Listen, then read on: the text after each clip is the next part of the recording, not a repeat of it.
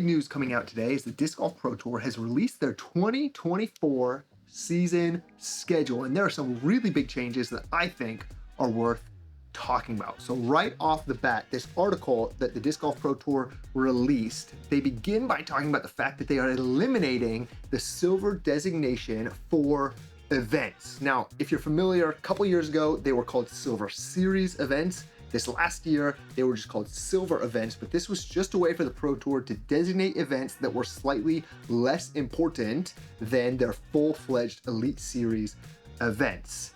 2024, that will be a thing of the past. No more silver events. All Pro Tour events will be Disc Golf Pro Tour Elite events. Now, what is most fascinating to me about this is further down in the press release, they go on to talk about an upcoming qualifying tour. This is really important. You might be aware that the Disc Golf Pro Tour recently instigated tour cards as a really important mechanism through which professional players can get onto the tour, register for events, has some other amenities attached into it, but there's been a long-standing question of how are new players going to earn their tour cards to get onto the Pro Tour full time? And that question has now been answered in the form of this qualifying tour. We don't have that schedule yet. That's to come in the off season, so we'll definitely keep our eyes peeled for that, but I'm really excited for this change, and I think it's a really good thing. I think the writing has been on the wall. This is sort of how the silver series events were always viewed as the precursor to this, and now we're seeing that that has come true. So overall, really good first change that I'm happy to see. I'm really interested to see how they go ahead and structure that qualifying tour and what it looks like for the 2024 season. Now, as we dive into the actual schedule for the season itself, the first big change that we're going to notice is that the tour is no longer opening with the Las Vegas Challenge. In fact, that event is not on the schedule at all. I know some Pro Tour players are already expressing their sadness.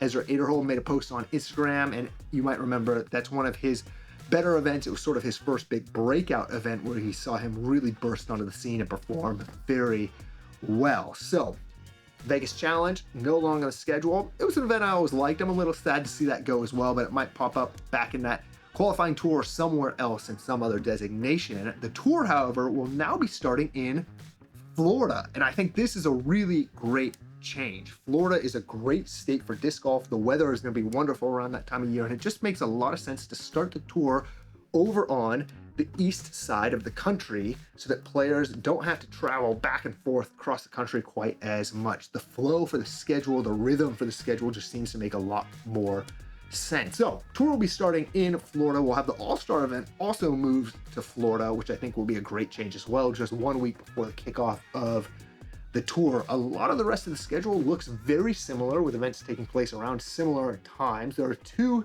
prior silver events that have been moved up to full-fledged Pro Tour events, so those will find their way onto the schedule. And there are also two more Elite Plus or Disc Golf Pro Tour Plus events that have been added alongside Ledgestone and the Portland Open. Now we have Waco and D-Glow also added in. Interesting notes about Waco. It seems like they found a second course that they'll be playing out there. So interested to see the way in which that will function. Waco will be the second tournament of the year right after the new event in Florida.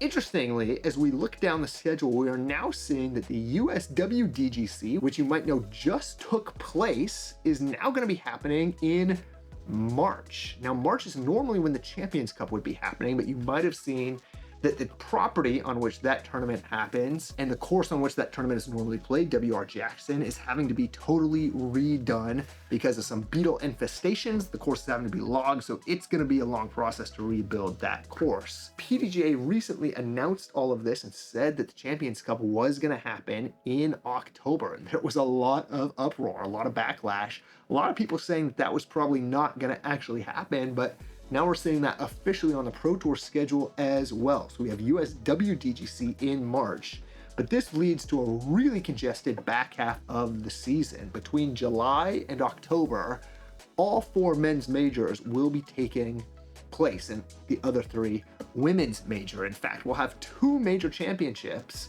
in the month of October, both USDGC and Champions Cup, which is not my favorite, to be sure. I think it's going to be a really weird end of the season. The beginning of the season is going to feel kind of pointless. kind of meaningless because all of the action, all of the points, all the meaningful titles won't be starting until July at the earliest when we head over for the European Open. Now, looking back at the schedule, once again, we see 3 events, a couple weeks in a row in Texas.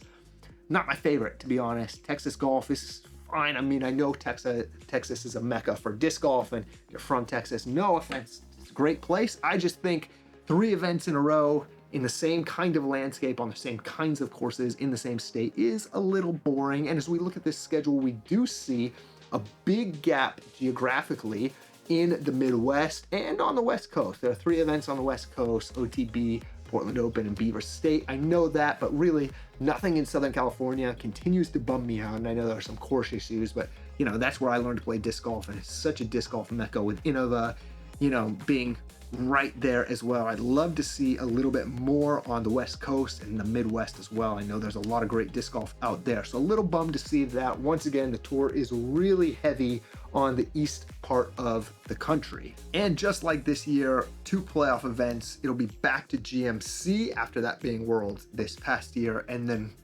MVP will continue to be a playoff event. No new information about how that's going to work in terms of where the cut line is going to be and how that process is going to work towards the Tour Championship. Hopefully they make that cut a little more aggressive so that the playoffs can stop being a meme and can start actually feeling like meaningful playoff events, but we'll have to wait and see on that. So overall, I would say it feels like the tour is moving in a really good direction. We're continuing to see the Disc Golf Pro Tour move towards professionalizing the Pro Tour, so that makes sense, but professionalizing the sport, bringing higher levels of competition and tournament quality to the tour, to the sport, and that is a really good thing with some really interesting changes that I think both speak to the future of where we're going and start to usher in some of that future here and now, specifically around tour cards, qualifying series, moving the beginning of the tour into Florida so that the flow makes a little more sense. I'm curious to see the way this continues to play out, and I would love to hear your thoughts